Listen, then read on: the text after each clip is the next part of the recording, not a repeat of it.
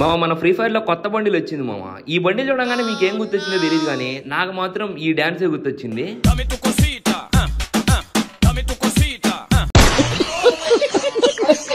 మా టీమ్మేట్స్ రాగానే ఈ బండిలు పెట్టుకొని ఒక గేమ్ అయితే స్టార్ట్ చేశా. మేము నేరుగా అయితే పీక్ లోనే ల్యాండ్ అయిపోతున్నాము. ఒకప్పుడు ఈ డ్రాగన్ మీద నుంచి దిగుతుంటే వేరే బండ్లు వేసుకొని ఏదో పెద్ద వీరుడు లాంటి ఇది వచ్చేది అనమాట. ఇప్పుడు ఈ బండిలు పెట్టుకొని దిగుతుంటే డ్రాగన్ మీద కప్పెళ్తున్నట్టుంది.